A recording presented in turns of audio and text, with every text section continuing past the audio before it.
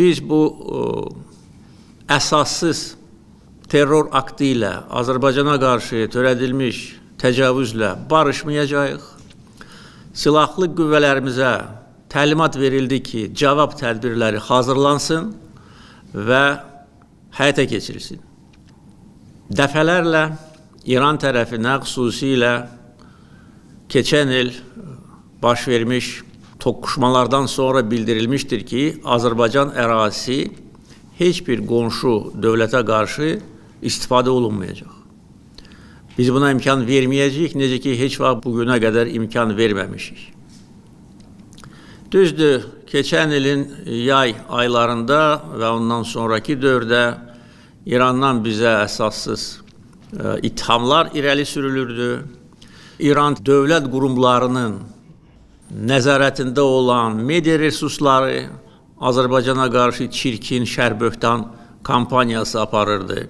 Azərbaycanı ləkələmək, İranda yaşayan soydaşlarımızın fikrini dəyişdirmək. Çünki yaxşı bilirlər ki, bugün müstəqil Azərbaycan dövləti İranda yaşayan bir çox Azərbaycanlılar üçün də ümid yeridir. Yəni bizi ləkələmək, bizi şərləmək, gözdən salmaq İran ictimaiyyəti qarşısında bu məqsədi güdürdü. Çünki bunun heç bir əsası yox idi. Azərbaycan nə o vaxt, nə də bu dəfə İrana qarşı olan əməliyyatlarda iştirak eləmir və eləməyəcək. Çünki bizim mövqeyimiz bundan ibarətdir.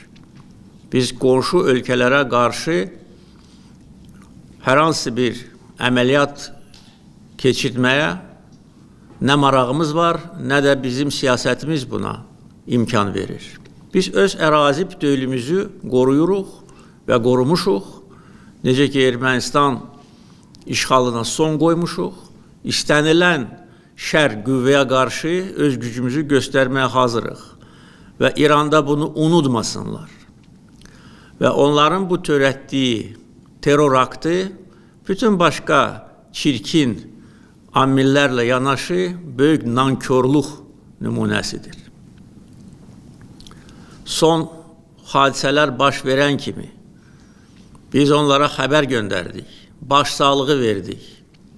Xarici İşlər Naziri mənim göstərişimlə həmkarı ilə danışdı.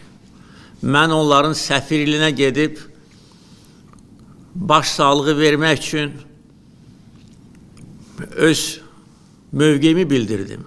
Halbuki məndən başqa heç bir dövlət başçısı İranın heç bir səfirliyinə getməyib. Yəni bunu qiymətləndirməmək, bunu yerə vurmaq, özlərini alçaq nankörlar kimi aparmaq heç kimə şərəf gətirmir.